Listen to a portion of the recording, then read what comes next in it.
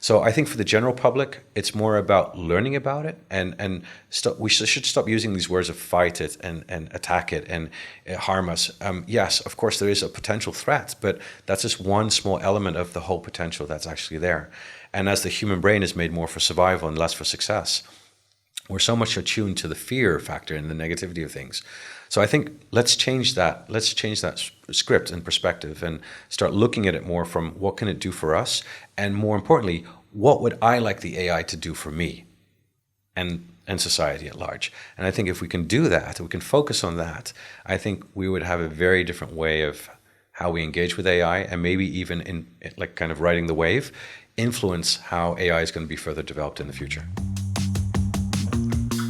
Hi, everyone, and welcome to Conversations with Lulu. My guest is Dr. Ali Fenwick. He is an author, a professor in organizational behavior at Hult International Business School. He's a partner and board advisor at AI in the Boardroom. He's the co-founder and chief scientific officer at LEAD, the Center for Applied Behavioral Science and Technology. Welcome, Ali. Thank you, Lulu. Thank you for having me here today. So nice to have you. Great to be here. It's been a while since we last met, a few years ago. True, 2018. 2018 probably, last time. At Hult. Correct. And I see you're still super active. You're a celebrity on social media. You really hacked it. Well, social media. In our pre-talks, I discussed with you. It started as a joke, and one of the reasons why I got onto social media is because I got this kind of feedback. Ali, you don't understand the younger generation. You're always teaching the executive MBAs. You need to understand this younger generation a little bit better so that you can, adapt your style of teaching and your content to them. So I took it on myself as a challenge, and I thought, well, where's the best place to kind of know more about, the younger generation, Gen Zs, let's say. And so I thought, go into social media. So I was already working with AI at that time, and I was using natural language processing to kind of analyze the text and see what kind of, themes popped up. And I was thinking, wait a minute, maybe I should try to get my psychology across, but in a much more lighter, I call it like psychology light versus the psychology or the organizational psychology you teach in the university. And then also I got to get my personality out because, I'm a professor, but I still got a personality, right? I've got a bit of humor and I like to get that across. And I thought, well, maybe this would be a great platform just to experiment. And that happened, and it just turned into I won't say an overnight success. It took some time to get there, of course, but eventually it led into something completely what I had not ever could have imagined in my mind. So here we are today. You have over 1 million followers on TikTok, close to over 500,000 on Instagram. Yeah. That's insane. It's crazy. Wow. In just an amount of 2 years, actually. Yes. Yeah. Well, but you are still doing AI and you're still doing organizational behavior. Still doing research, doing all the academic stuff. That's still part of me. That's not going to go. Yeah. So let's talk about that. So I thought let's start with maybe a simple definition of AI. You hear that term, being thrown around everywhere. Yeah. So what does artificial intelligence really mean? And what is the difference between narrow AI and general AI? Wonderful question. So when we look at the definition of AI, artificial intelligence, you should break it down into two parts. First of all, what is artificial? So that is what is not human or an object, basically, and what is intelligence, right? So intelligence in this case, it's a very philosophical term because you really can't come up with a clear definition of what intelligence is. And so that's why within the field of AI, they use this kind of philosophical term of weak AI and strong AI. And so basically, we live in a world today with this what you call narrow AI, right? So narrow AI is artificial intelligence that can do one single task, such as opening the door, or just doing a very simple thing, automating something, making a calculation. And so it can't be considered strong AI because it's not really intelligent or intuitive. And so the perspective of this strong AI is much more of what we call generalized AI, or generalized intelligence, where the artificial intelligence actually has an ability to think by itself independently, and that can use multiple, let's say, intelligences together cross-functionally to kind of make decisions. And of course, part of strong AI is where a lot of the sci-fi is talking about in terms of being sentient or being conscious. But of course, AI can't be, as we know today, can't really be conscious, right? So there's this, I think often people in today's world, because AI has become such a big thing, they look at AI and say, wow, look what it can do. Look at ChatGPT, for example. It can speak back to us. No, it's weak AI. It's a language model that can actually predict which next words are going to come and makes it feel like it's real. So real that actually the developers sometimes actually believe it's real as well. Yeah. I mean, yes, of course, we read about the Google engineer, right? That said that Google's chatbot, the Lambda, correct? It's called. Correct. Yeah. That basically he believed that it was sentient, and sentient means that it can feel, right? Is that what it means? So there's interesting perspective, because sentient is more kind of like it has, it's conscious. Okay. Basically, so there's a level of consciousness that the AI has, and of course AI does not have consciousness. And so this belief came about is the moment when I think the guy was called Lemoyne. Yes, his surname trying was to find his name. Lemoyne. I have it here somewhere. He was starting to have a conversation with the AI and asked him, or it, are you alive? How do you feel about death? And because of that, it was able to answer these questions, but not on the basis of it being able to answer it by itself, thinking of it. It was being able to answer the question on the basis of thousands and millions of texts that it's been trained on. And on that basis, it's basically kind of made a prediction of what other people might have said.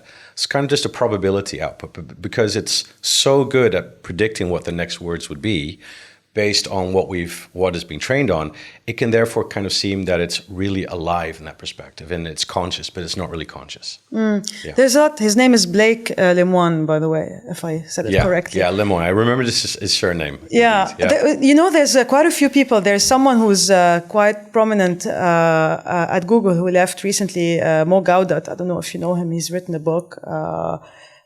He's written several books, actually, and he was on a podcast recently, Stephen Bartlett's podcast, and he was sounding the alarms. He was saying that there's much more that you can't see. There's much more that the AI can do that you can't really see, and he was really sounding the alarms. Well, not just him, but there's many other people that have. I mean, I was also one of the people that signed the petition last year about, maybe we should start slowing down its development, because, and that's also a paper that I wrote about last year. I think that there are still so many issues with the application of AI and so many things that we're not solving as of yet. But the speed of development of AI is going so rapidly that what's going to happen eventually is going to outgrow basically what we can capably fix. And we haven't fixed many of the problems yet. So I think that's why a lot of the evangelists are kind of saying, well, wait a minute. I think Stephen Hawking also warned us before he died. He said AI is going to be the biggest existential threat to the human race if we don't watch out. And I think what a lot of these evangelists are actually kind of calling for is like, let's put some regulation in place. Let's put some policies in place, because regulations are always kind of falling behind of the actual development. And so if we don't have a thorough framework in place that will guide the application and development of AI, then of course, maybe over time, bad things could happen. And I think that's what they're trying to prevent, seeing how quickly AI is developing. There's a theory out there that regulation will only help the really big companies, because they have the means and the resources to basically comply with regulation, and it might stifle any kind of innovation when it comes to startups innovating in artificial intelligence. Do you have any thoughts on that? I think that there's a fine balancing act that I think regulators are actually playing. They know one way that they need to regulate.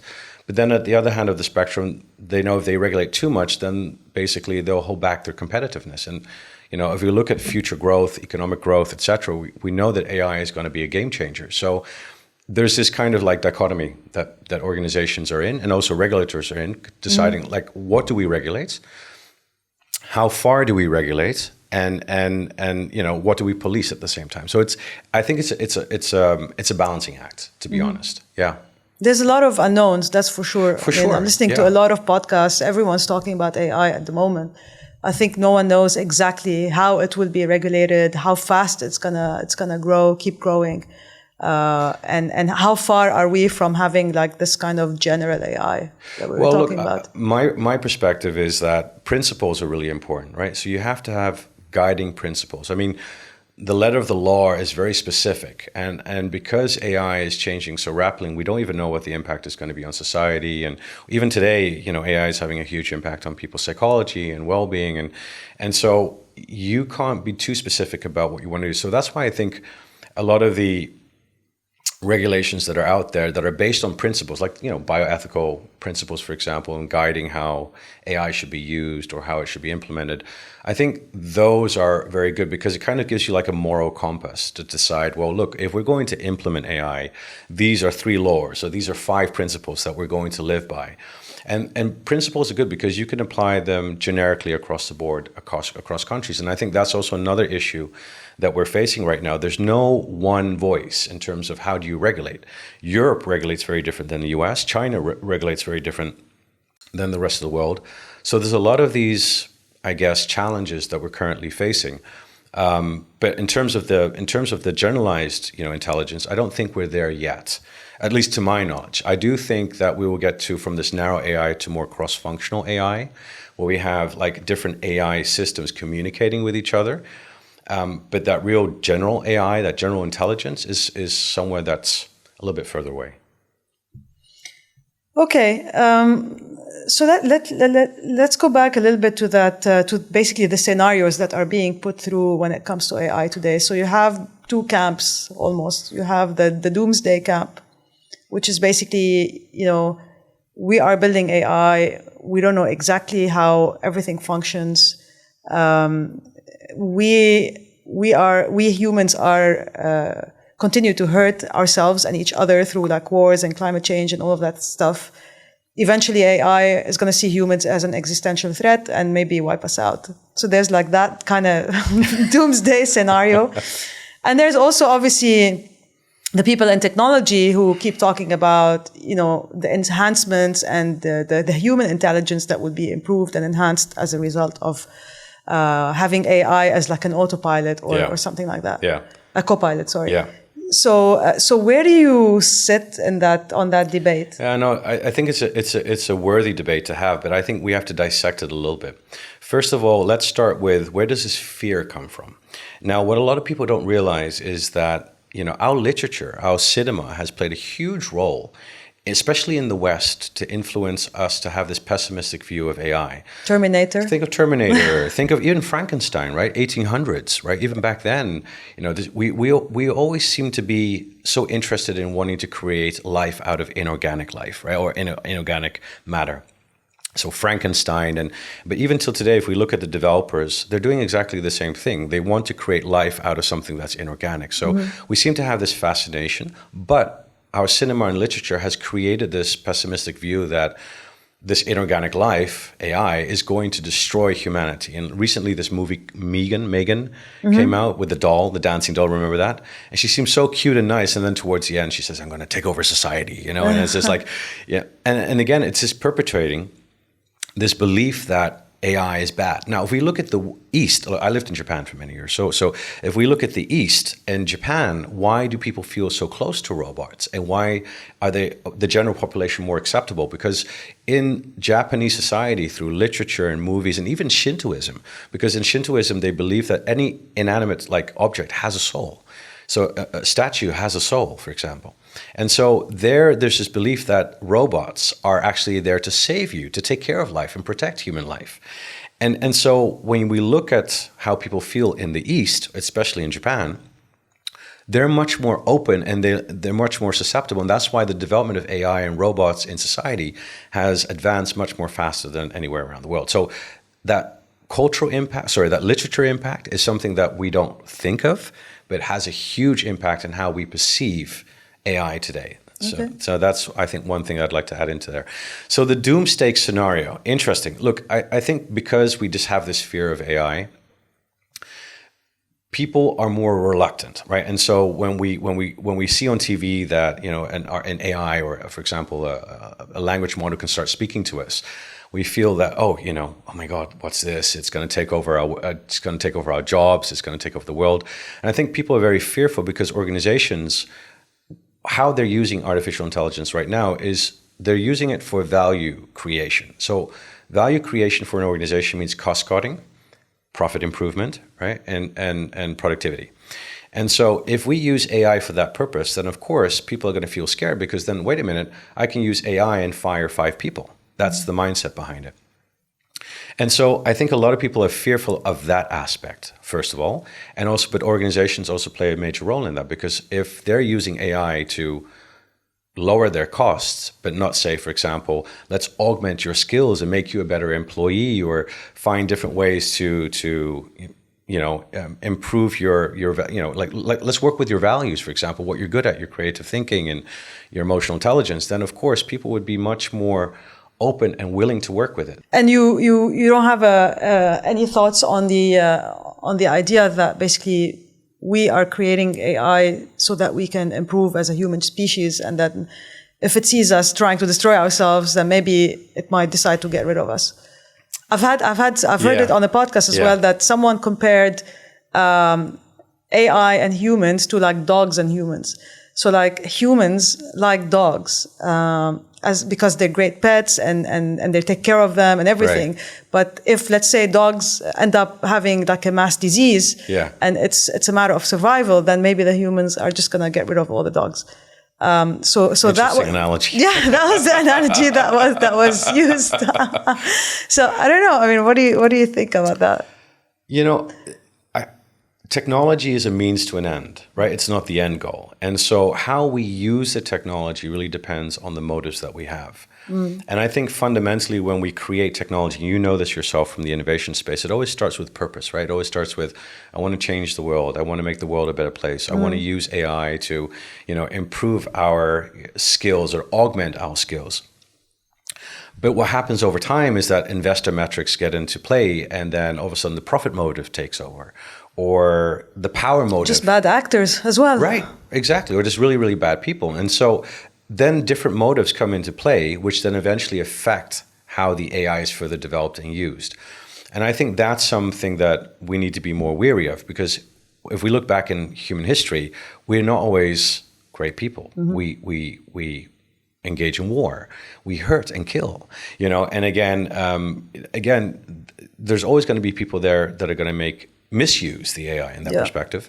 And that's why I think it's really important that we start humanizing artificial intelligence, where we kind of embed principles into how AI is designed or how it works and whatnot, in a way that actually, back to your point, augments human skills, augments human abilities, really makes us a better species.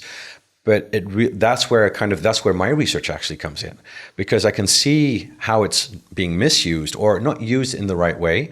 And my research is really coming into play to show kind of like, hey, this is what's happening. Here are the steps. These are the things that you need to do to start using it more in a human-centric way that, boosts our potential.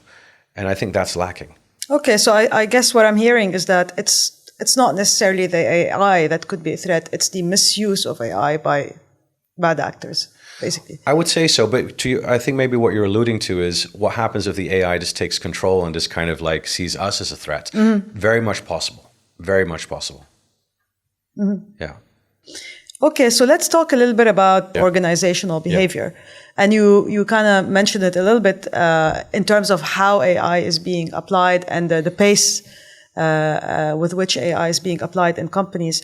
So, AI is being used across different fields. Like you have it in health tech, for example, in diagnostics and analysis. You have it in HR. So I have a friend of mine who had to do an interview with an AI, like one of those initial interviews, and she was really scared because you don't know what to expect.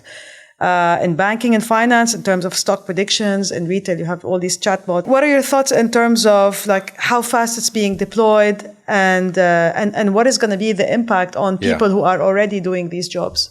Well, look, AI is here to stay, and it's only going to be used in many more applications, right? And just to give you another crazy idea, there's even AI now that can actually cook for you. Have you seen this new startup? I don't know if you've seen it. It's 2 arms, like on a kitchen rail. Okay. And actually it prepares everything. It even cleans up afterwards for you. Okay. So I think AI is going to make our lives very easy in that perspective. But here comes the big but. I think a lot of people are scared because when they see AI, automating their jobs. And initially, I remember speaking with my peer professors, and 5, 6, 7 years ago, and we were all kind of professing, yes, AI is going to automate the cars, and it's going to automate factory work, and robots are going to be that's going to be the first development. And everyone who works in in arts and in tech are all going to be safe. Well, we know what happened we with know that where now. that went, right? Yeah. And so what's the explanation behind it? Because when we look at artificial intelligence today, neural networks, it's there to kind of make predictions and to automate, yes. But it can because it's more of that cognitive AI. And because it's that cognitive AI, it can automate cognitive skills basically much more faster than interacting with an environment such as a robot or, for example, a car. And so what's really interesting is that cognitive aspect of the AI has developed so rapidly. That's why we're now seeing that all kinds of technology have come out that have basically automated that knowledge base. Can you maybe give an example of that? Yeah, for sure. So, for example, nowadays we see all kinds of AI creating websites for you or apps, mobile apps. Even art. Art. I was just going to say that. Music. Yeah, music and art. So it's able to create and to generate that, and that's really interesting because we always thought that the artistic capabilities that would always be kind of saved, but apparently that specific creative skills is something that AI can do very well.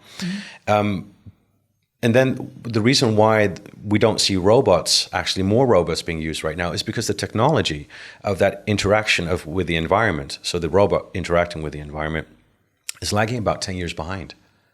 And so that still needs to catch up, and that's why we're not seeing that kind of speed in terms of automation in factories. And though it's still there in ways, but in other ways it's not there yet. So that's still a catch-up game. But that cognitive aspect is where I think a lot of people have become very fearful of, because now doctors and lawyers and accountants are like, wait a minute, you can make better predictions than I can.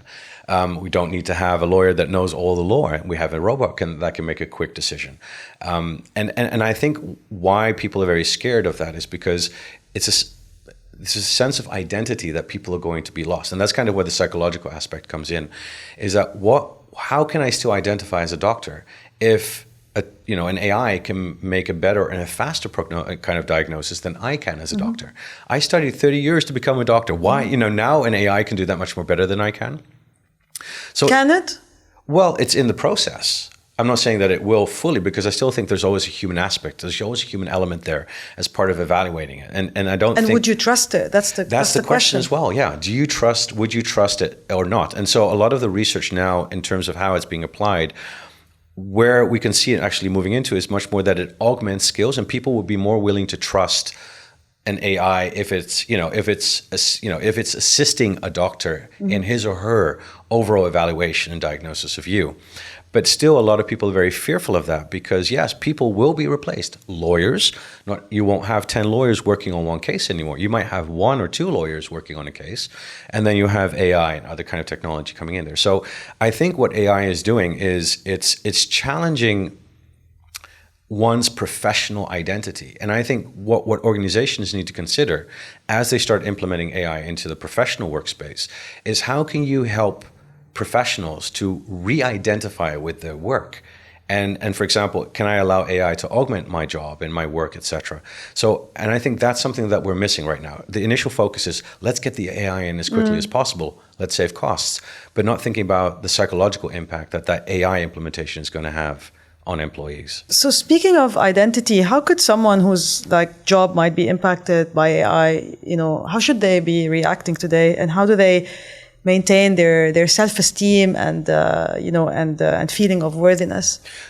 Excellent question. I think that's going to be one of the big things that not just employees need to think about, but as I mentioned before, I think companies need to start thinking about that. We often think about the technical aspects when we think about implementing AI into the workplace, and we often forget about the psychological effects of what AI implementation will have to people, right? Because of the fear, people are sometimes reluctant to use AI. But look at anything that's related to digital transformation, right? There's always going to be people that are going to be reluctant to technology. Why? Because it challenges who you are. It changes the status quo. And you might lose your livelihood as well. Exactly. Yeah, you might lose your livelihood, but identity is really important because your identity is based on who you engage with, your social groups. And so it's an ever-evolving construct. And because we spend 2/3 of our life at work, identifying with the workplace and your job and your profession gives you that self-esteem, right? It helps you to understand who you are. It makes you feel a sense of pride, a sense of belonging. So that kind of invisible layer gets forgotten when we think about the implementation of technology. There's reasons why people resist it, because wait a minute, if I change my job, I mean, it's part of me that's changing as well, especially if I've been in my job for such a long time. So, and then again, self-esteem, confidence is all related to that. So transitioning yourself, I think, is really, really important as a way. And the question is, how do you do that, right? So it's helping your employees to better understand what is the purpose of technology. How can it be used? How can you still be a doctor? I think those are the conversations that need to happen, right? You need to have workshops and you get people involved, also employees involved also with the implementation of the AI. And say, how does this change your job? How can you still feel like you're a doctor, or how can you still feel that you're an accountant with having this AI there assisting you? What are some of the tasks that you find very mundane and you'd like to have, be automated? But what are some of the tasks that you would like to still take control of? And I think any transition of technology has to go through that overall acceptance, understanding, assimilation with the technology, so that over time you can now see the technology as part of you, especially for those people that already have a long-standing profession. I think for those who are entering into the workplace, they're now going to be exposed to the technology and they're going to start learning how to work from it. So for those people entering the workplace, it's going to be much more easier than for those who've already been in the workplace for 10, 20, 30 or 40 years even.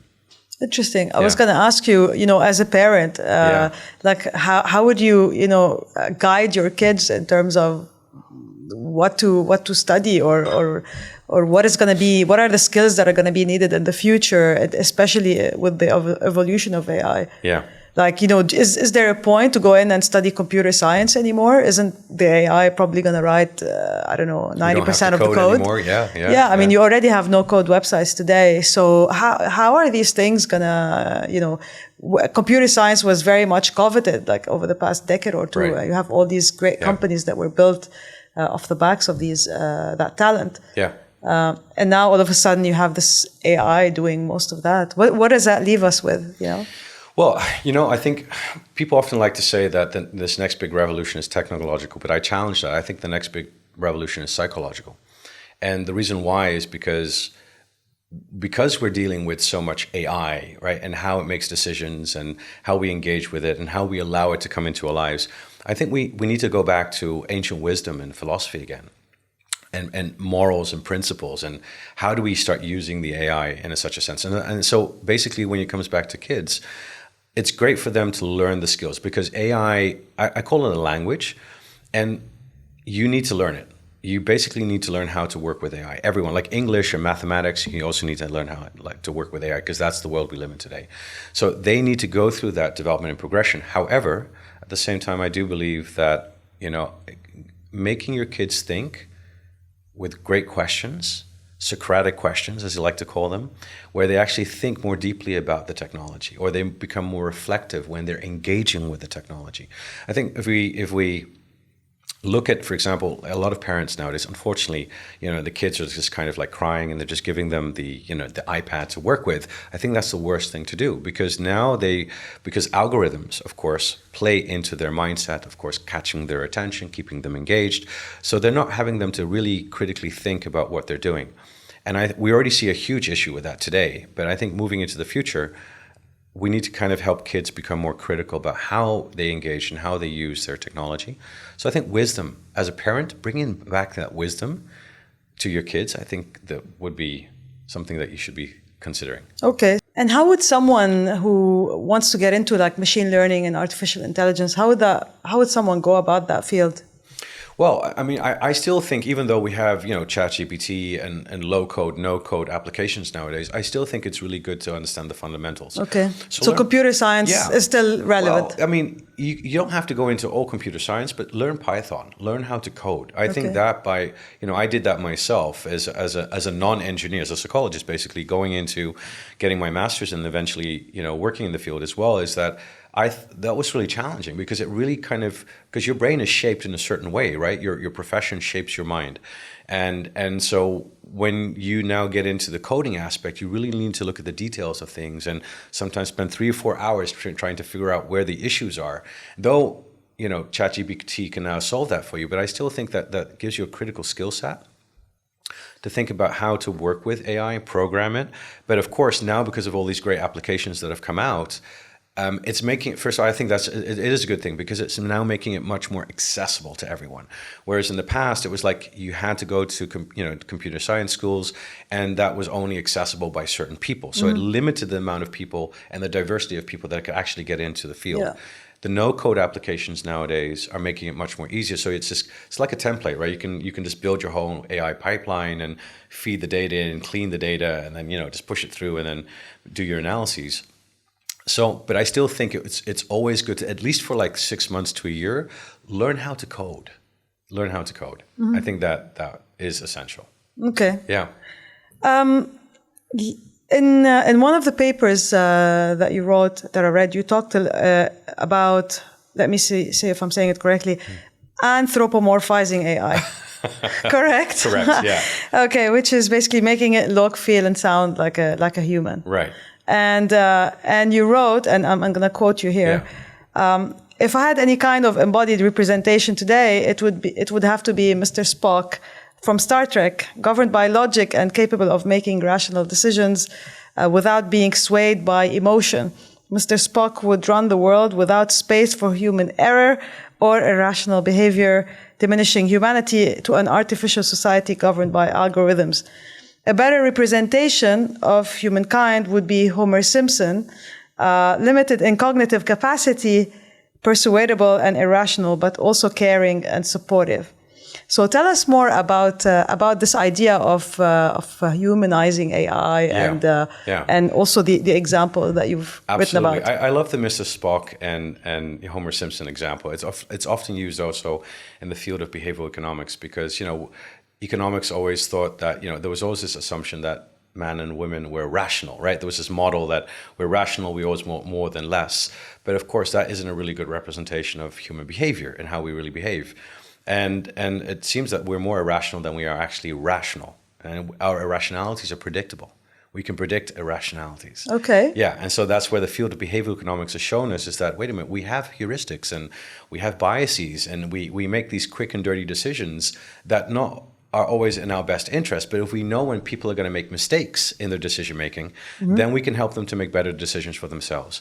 And so I use this Mr. Spock analogy as thinking of, we're building AI models now as prediction models, right? Minimizing error, because that's the whole kind of point of the objective function, right? Trying to find out what is that one objective that we want to achieve, and how do we do that with the least error and the highest, predictability. And that's great, but that's just one element of the brain that we're trying to improve using AI.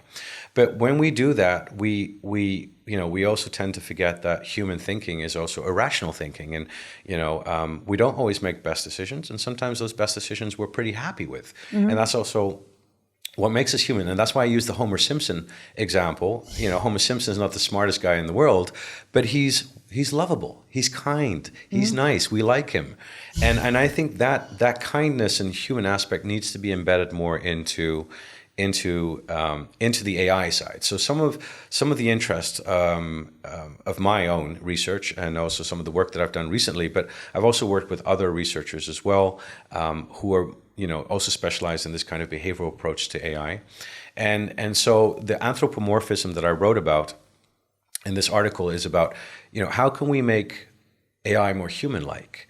And if AI, so there's opponents to this as well, right? I can imagine. Yeah, there's also opponents to this. But I believe that if we want to get closer to machines, and the article was called "Bridging the Gap Between Humans and Machines," one way of making us closer to machines is if it looks more like us, it sounds more like us, and that's often the aim that we're trying to achieve when creating new artificial intelligence applications. Because therefore, this is this bias when it looks like a human or it sounds like a human, then we would find it more relatable. And I can see many positive applications for this. Then on the other side, more on the granular side, like at that micro level, kind of like if you look in the brain, kind of the programming level. One of the things that I talk about in the article is about how can we use decision making theory, for example, and implement it into AI, because now it's all about machine learning, it's about neural networks. But if we took decision making theory, so such as, for example, our biases or how we make quick decisions when we are presented with choices, because also the number of choices that are presented to us also can influence our choice, not only what we want. And so if we know that, we in certain situations, in certain scenarios, where we have a preference for a specific choice, which is not always the most, let's say, the best outcome for us, or like the most precise outcome, but it's a choice that we prefer to make based on those biases that we have in our minds. And so if we could build AI with those kind of implementing decision-making theory into that, human thinking into it, we could actually create AI that seems more human-like. So you wanna dumb down AI? That's not dumbing down. So Yeah. what is it? That you're saying you Yeah. have this perfect thing that, well, not but this thing that can ingest a lot of data and that is mostly created by humans and make interpretations based on that.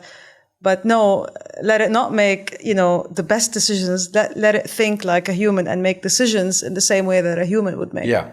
And I need to jump in there and clarify a little bit more, because when we think of biases, we often have a negative connotation to that. We often think, we're biased towards certain people, or, our choice making is a little bit biased for certain.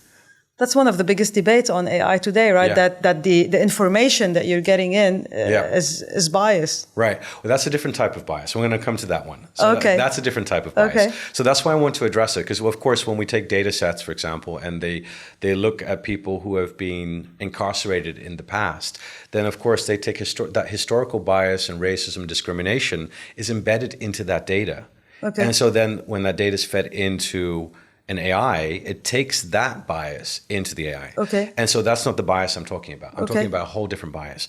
I'm talking about the mental shortcuts in terms of decision making that we make, those quick and easy kind of decisions that we make that are not always, let's say, a rational choice if you think about it, but we can be happy with it as a human being. And so that's kind of I'm talking more about the shortcuts that, where we feel happy with that don't hurt other people. And so if we look at the evolution of AI as it's evolving is becoming more like the human brain. If you look at, for example, convolutional neural networks, they're based on how computer vision. They've been mimicking how cats neurologically see the world, right? And so basically we're seeing all these bio-inspired architectures of AI that are more and more, as it advances, looking more like human beings. And so as I see that advancement, I would also argue that, maybe we should also consider more the kind of human aspect of how humans would make decisions, especially when we're dealing with kind of human to computer interaction. I think maybe that would be beneficial, not in all applications, but in certain applications, I do think that anthropomorphizing, both from the outside as well as from the inside, could have certain benefits to it. Yeah. How does it make decisions otherwise? Like, what I still don't understand. How does it make decisions today? Vis-a-vis what you're saying now? Yeah. So look, it depends, of course, of how the architecture and how the AI what it's programmed for. Okay. So normally when we think about artificial intelligence, we're also often thinking about prediction models, right? So it takes in all of this data and it makes a prediction on the basis of that data.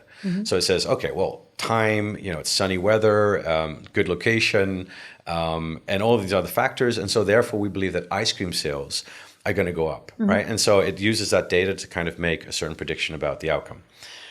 There's also pattern recognition.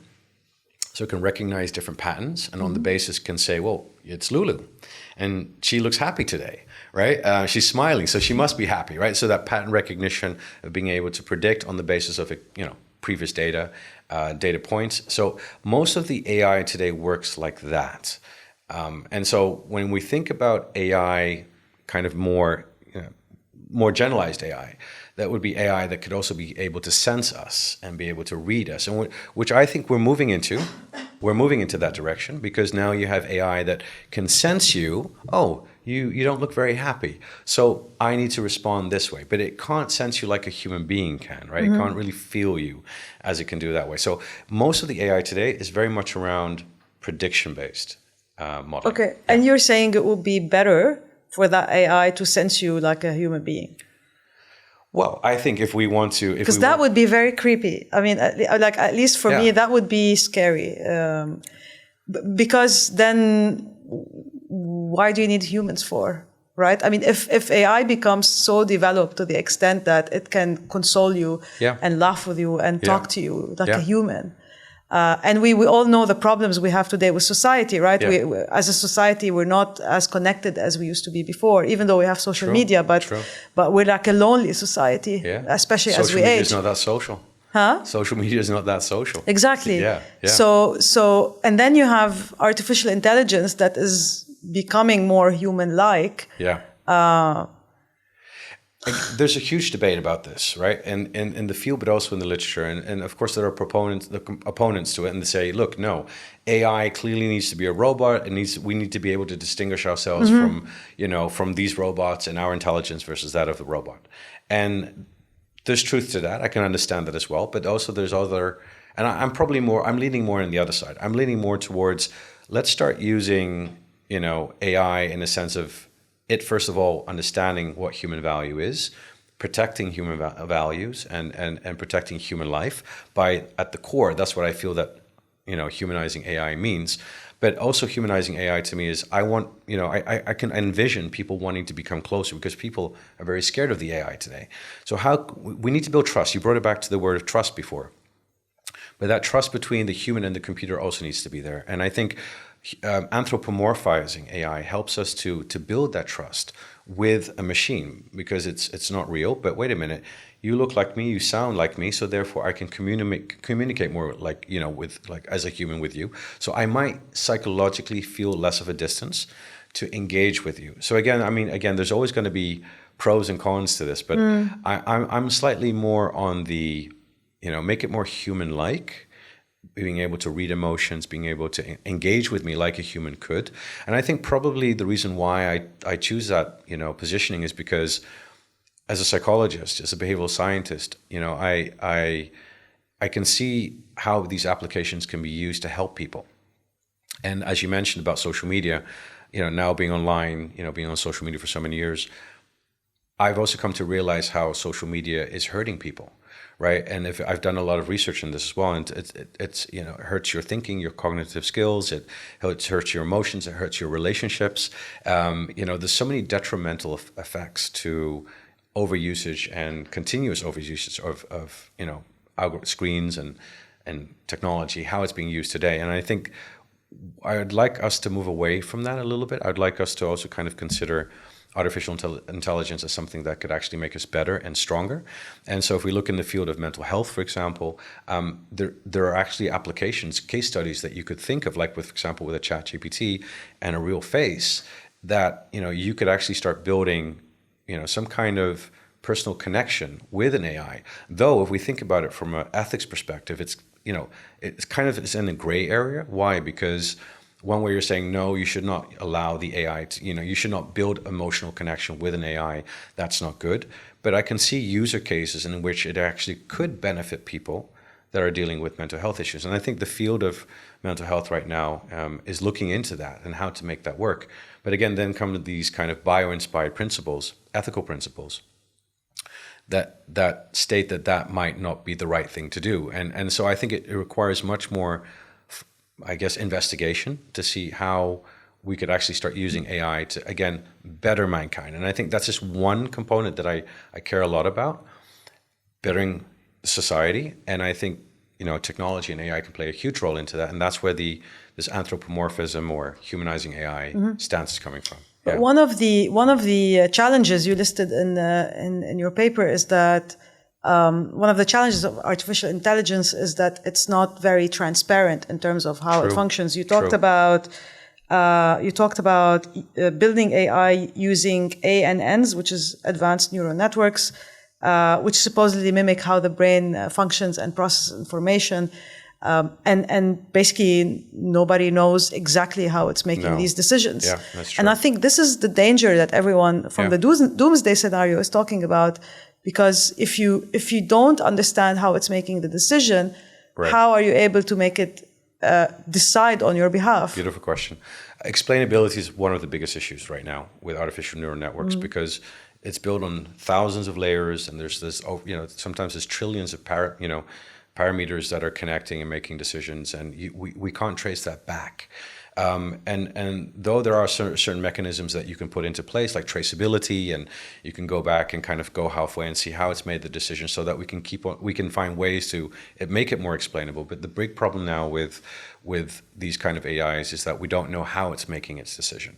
So of course there's all kinds of issues around that, and so because when you're talking about using AI in HR, right? And a lot of the Amazon, a couple of years ago got hit hard for using an AI tool for assessment. And of course, the data that was used on was data that, historical data that mainly men were hired into that position. So women eventually were not hired as much as men were for positions in tech at the company. So when we look then at the AI, we have to be able to explain why it made this decision. Now, of course, in this case, we know why it made that decision, and then we can, it can be challenged. And then again, mechanisms can be put into place to kind of improve the decision-making process of things. But when it comes to the actual, how it's making decisions in the moment, we don't know. And that's going to remain a challenge. However, there are solutions to that. Mm-hmm. So when I talked about the biases before, creating these shortcuts, when we create shortcuts into the algorithms, because that's how humans like to think, we know that those shortcuts lead to a certain direction. So it provides more explainability. So if you, let's say, just hypothetically, you had 10 potential ways of getting to an answer. If you created a shortcut, because most people choose in that way, you would put the majority of choices in one direction. So we can only explain a little bit of how how the AI made a decision, but that's not going to solve everything.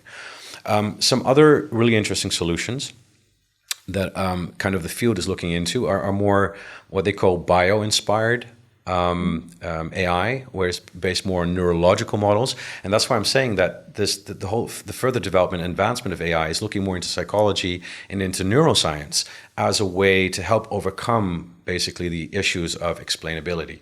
But regardless of that, it's still going to remain a big problem, and the field is still very much working on trying to find ways to make it more explainable and understanding how it made a decision, right? I think that's just a very big problem that we have right now. Yeah. You mentioned social media earlier. I mean, obviously the impact of AI on social media is going to be tremendous, right? I mean, social media is already very good in terms of like the algorithms really get us. And I don't know. It seems to me you have cracked the TikTok algorithm, for example, because you're doing very well. Maybe that's another discussion. I can make a segue to that actually, but I think it's a great question, because there's a doom side to this. Then I also talk about it in the article. But bringing it back to TikTok. So I don't know if you've watched the TikToks where I kind of do a dance and I just type out 8 words of wisdom right on the screen. Oh, is it 8 words? I call it 8 words of wisdom. Oh, right, yeah, because okay. people want things quickly and easy, and that's what always people say. Like, I love your TikToks because you just give it how it is. There's no BS around it, But why the dance? I'll tell you. Because when I was doing my master's in AI, algorithms are predictable. It's logic, right? They make decisions. They take certain parameters and they assess them. And if you meet those requirements, it will move you further, right? Or it'll make you go viral. Okay. And so at the time, now I can tell you, because now it's not that the case as much anymore as it was in the past, but a couple of years ago, the key thing on TikTok was movement. So dance, because it was mainly a platform where people were dancing on, right? Okay. So of course it could see when you're standing like this versus when you're dancing. Interesting. So it doesn't, but the thing is about the algorithm, because it's not human, it can't tell if you can dance well. That's the human element. So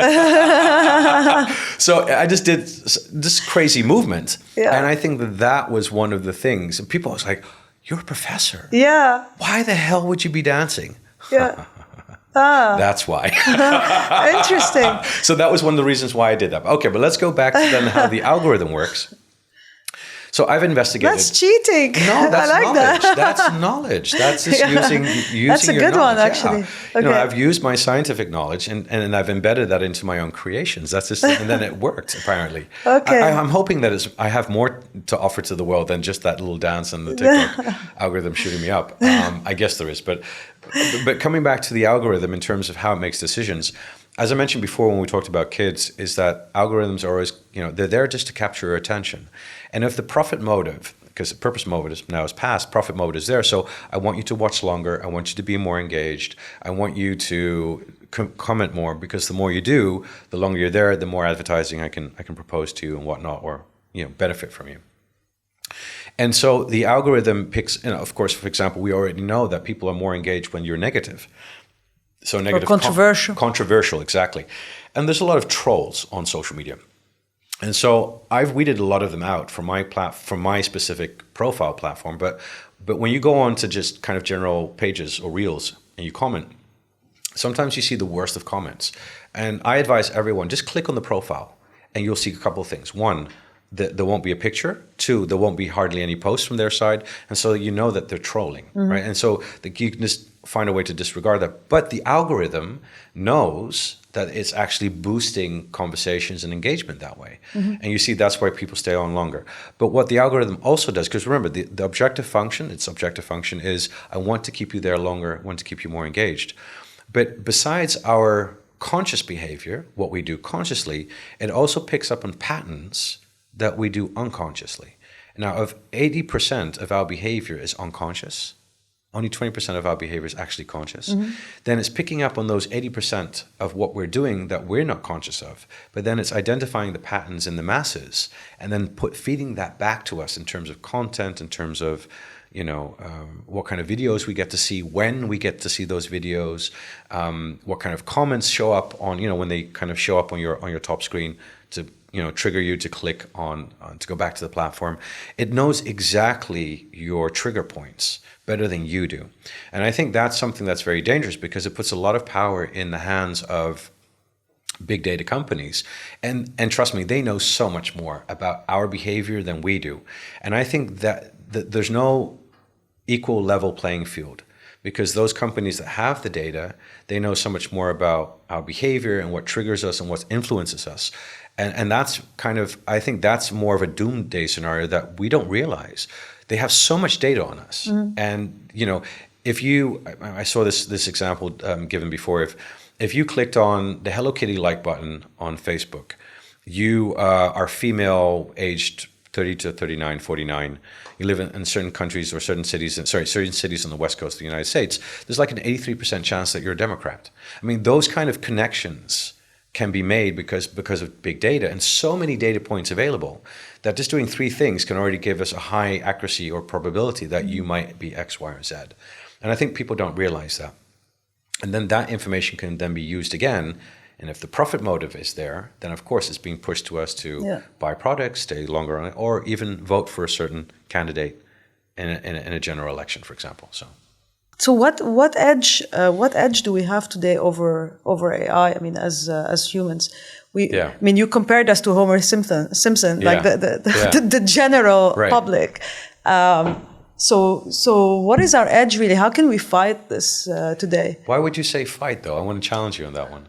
Because it seems that there is this thing that is being built that the majority of us don't really understand. And you just said that we don't really understand completely how it works. Exactly. The media feeds off the kind of the fear frenzy, and we are being fed that for the past, couple of years now.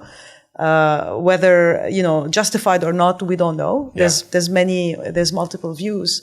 True. So, the unknown is sometimes uncomfortable and makes you scared, right? It is. Hence, you want to fight it. I don't think we can resist it. Like, if, for example, I compare it to a tsunami wave, right? It's a tsunami wave that's coming towards you, and if you try to fight it, it's just going to go over you.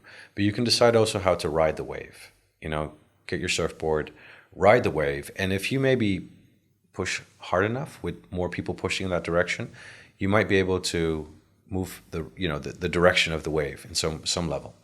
And I think that's a great analogy to think about technology and the fear that we have, because if you lose the fear, often it's just these simple biases that hold us back from our potential. If we lose the fear, if we educate ourselves more about the fear, and it's funny, I've been working. You know that I'm launching a book pretty soon, but I've been working on another book called Digital Psychology. I'm not going to get the full name just yet because I'm working on a new book right now, but it's been already 5 years in the making. It's been 5 years in the making in terms of research and in terms of, just also looking at human behavior in terms of technology.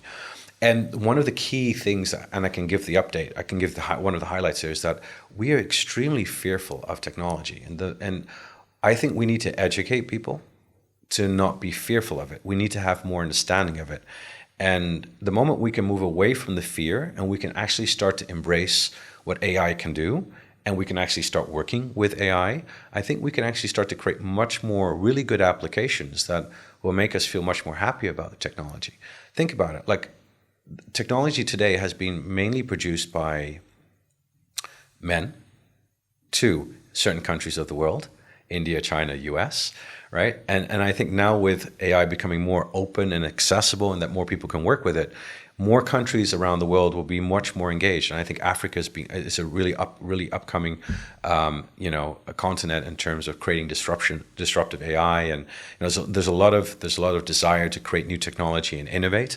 I think that's one of the major areas of the world where AI will come up more, and we'll see it in other places around the world. So why am I saying this? Because the more diversity that we will see in how many people start to create the AI, the more acceptable people will be of it, and the more understanding people will be of it. So I think for the general public, it's more about learning about it, and we should stop using these words of fight it and attack it and harm us. Yes, of course, there is a potential threat, but that's just one small element of the whole potential that's actually there. And as the human brain is made more for survival and less for success, we're so much attuned to the fear factor and the negativity of things. So I think let's change that. Let's change that script and perspective and start looking at it more from what can it do for us, and more importantly, what would I like the AI to do for me and society at large. And I think if we can do that, we can focus on that, I think we would have a very different way of how we engage with AI, and maybe even in like kind of riding the wave, influence how AI is going to be further developed in the future. One last question on, just to bring it back to organizational behavior. Yeah. I mean, I'm sure that field has changed a lot, like in the past 20 years. Yeah. And there's a lot of books and literature targeting, leaders and managers, how to lead in the future and all of that. So from your point of view and what you're seeing, and I know you advise companies as well in these fields. So what should the leaders and the managers be doing? Yeah, great question. And I think one of the biggest problems right now that leaders are facing is because, they're just hearing AI. We have to use AI, and how do we use AI? I mean, that's the big question. Every company is thinking that right now. And sometimes the decisions of implementing AI are made a little too fast. So it's kind of like a buzz. Let's just jump into it. Let's implement it, and it's going to work. No, it's not that. AI requires much more than it's like people think. Let's go to the store, take the AI, and implement it. It doesn't work that way. So a lot of time and effort and money needs to be invested into, having quality data and knowing how to analyze the data, and looking into what kind of processes you can automate in the company. So I think, first of all, a good due diligence is required by any leader or any leadership team in terms of thinking about, why are we using AI? How are we going to implement it? Then in terms of the strategy, and I'll kind of build down, right? So in terms of the strategy, I think the next big thing that a lot of companies need to think about is what do we need to take into consideration today? So not just about the quick and easy, benefits of higher productivity and efficiencies, but what are the things that we need to think of down the road? What are things that are going to come into play that we're not thinking of today? And I'll give you one great example. I think if companies don't start thinking about the human element of AI. So how do we use AI by augmenting people's skills, by creating collaborative teams between humans and machines, etc., that over time, and this is just a prediction, that over time, employees, and maybe even customers, like for example with diversity and inclusion nowadays or sustainability, customers are not going to buy from the company, or employees are not going to work for you because you're using AI that's going to hurt me. You're not going to be using AI that's going to help me flourish as a human being. So I think it's going to be one of those really important elements that in the future, employees are going to decide who to work for based on how humanized their AI is. I know that it's not, I don't think it's far-fetched. I actually think it's something that might happen in the next 5 to 6 years. So thinking strategically on the human element is going to be very important for leaders to consider.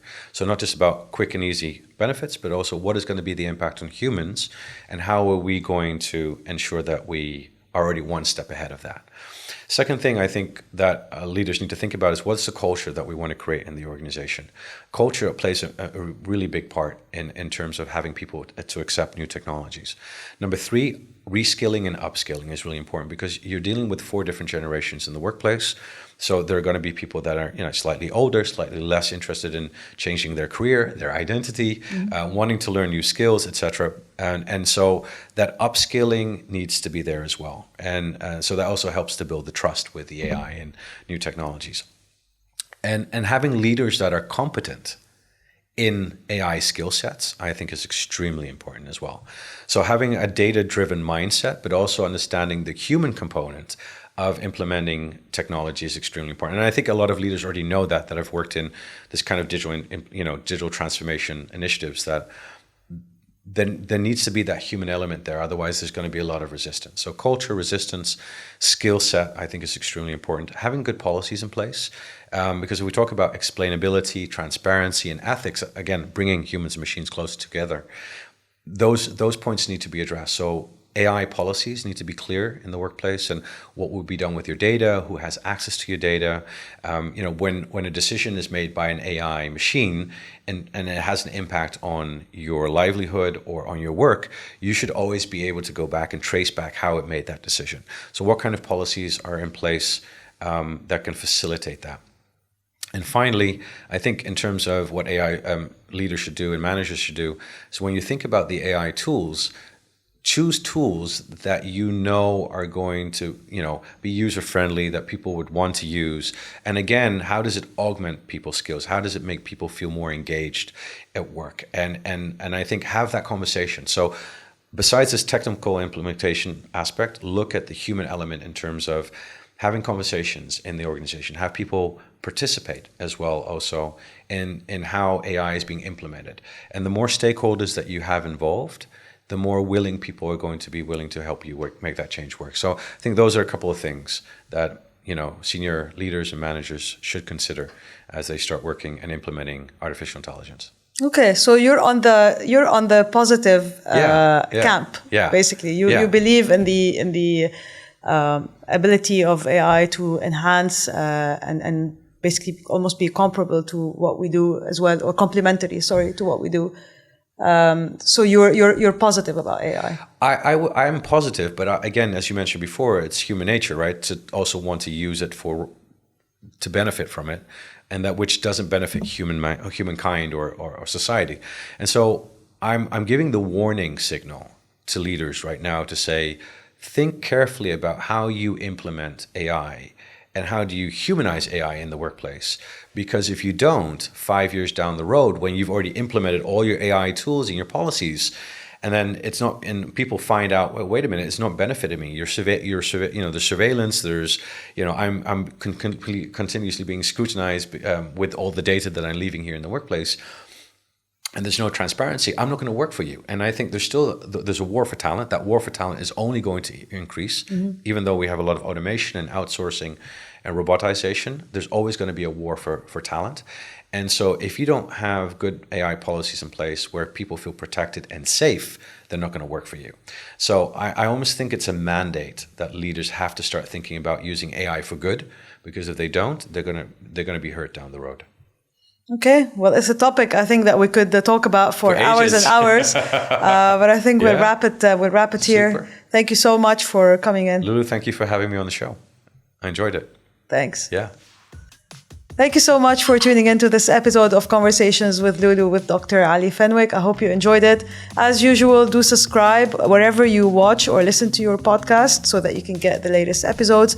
Do leave us a rating and a review. It really helps in getting the show discovered.